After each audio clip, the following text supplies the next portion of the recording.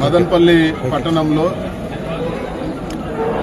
ఒక అన్యం పుణ్యం తెలియని 7 ఏళ్ల చిన్న అమ్మాయి పైన రేప్ చేసి అతి దారుణంగా చంపేయబడింది. ఇది చాలా ఘోరమైన విషయం. పోలీసులు కానీ అధికార పార్టీ నాయకులు కానీ గంజాయి మత్తులో మద్యం సేవించి చేశారని చెప్పి చెప్తారు.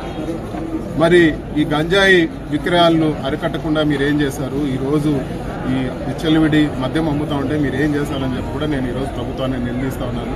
ఈరోజు రాష్ట్ర వ్యాప్తంగా, అన్నమయ్య జిల్లానే కాదు రాష్ట్ర వ్యాప్తంగా ఈరోజు డ్రగ్స్ అనేది పెద్ద సమస్య. ఈరోజు డ్రగ్స్ వలన ఎన్నో రకాల ఇన్సిడెంట్లు జరుగుతూ ఉన్నాయి. కఠినమైన చర్యలు తీసుకోవాలని చెప్పి కూడా మేము కోరుతూ ఉన్నాము.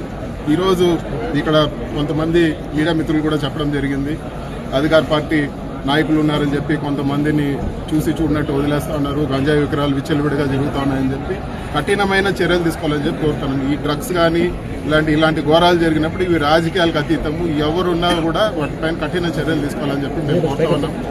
అదేవిధంగా ఒక ఘోరమైన ఇన్సిడెంట్ జరిగినప్పుడు పబ్లిక్ అందరూ కూడా పార్టీలకు అతీతంగా ఇటు వైఎస్ఆర్ కాంగ్రెస్ పార్టీ కానీ, బీఎస్పీ కానీ, కమ్యూనిస్ట్ కానీ చాలా మంది అధికార పార్టీ వాళ్ళు కూడా ప్రొటెస్ట్ చేయడం జరిగింది. ప్రొటెస్ట్ అనేది ఒక డెమోక్రటిక్ ప్రాసెస్ లో భాగం.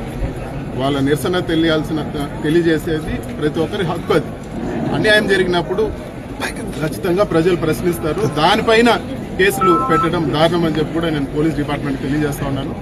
ఈ కేసులన్నీ కూడా ఈ రాజకీయాలకు సంబంధం లేదు, ఇవన్నీ కూడా ఉపసంహరించాలని చెప్పి కూడా నేను కోరుతా ఉన్నాను.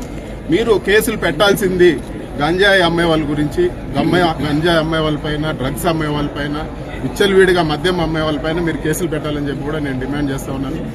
ఈరోజు ఎవరిని అడిగినా కూడా ఎక్కడ దొరికినా గంజాయి దొరుకుతా ఉందని చెప్పి ఒక కామన్ పబ్లిక్ కి గంజాయి అమ్మకాలు వాళ్ళు చూసి ఇక్కడంతా అమ్ముతా ఉన్నారని చెప్పగలిగినప్పుడు డిపార్ట్మెంట్ ఎందుకు పట్టుకోలేకుంది? ఎందుకు మీరు ఇంత పట్టుదలగా ఈరోజు నిరసన వ్యక్తం చేసిన వాళ్ళపైన పెట్టినంత పట్టుదలగా కేసులు మీరు ఈ డ్రగ్స్ కానీ, గంజాయి విక్రయాలు, అదేవిధంగా విచ్చలవిడిగా మద్యం అమ్మే వాళ్ళపైన మీరు ఎందుకు చర్యలు తీసుకోవడం లేదు? కఠినమైన చర్యలు తీసుకోవాలి. అటు అధికార పక్షంలో సంబంధాలు ఉన్నా కూడా వాళ్ళందరినీ కూడా లోపలేయాలని చెప్పి మేము ఖచ్చితంగా డిమాండ్ చేస్తా ఉన్నాము. అదేవిధంగా ఈ కుటుంబానికి ఎవరైతే ఈ అమ్మాయి చనిపోయిందో వాళ్ళ తల్లిదండ్రులకు ఆర్థిక సాయం చేయాలని చెప్పి కూడా మేము కోరుతా ఉన్నాము. 25 లక్షలు వెంటనే సాయం చేయాలి. చాలా మంది ఫోన్లో వాళ్ళని పరామర్శించడం జరిగింది.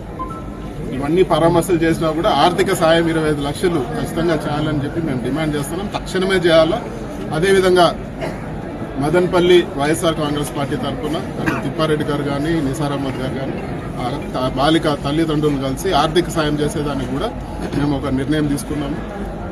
వాళ్ళ కుటుంబ సభ్యులతో కలిసి వాళ్ళకు తగిన ఆర్థిక సాయం చేస్తారని చెప్పి కూడా మా పార్టీ తరఫున నేను తెలియజేస్తా ఉన్నాను. అదేవిధంగా ఈ డ్రగ్స్ పైన ఖచ్చితంగా కఠిన చర్యలు తీసుకోవాలని చెప్పి మరొకసారి డిమాండ్ చేస్తూ సెలవు తీసుకుంటాను.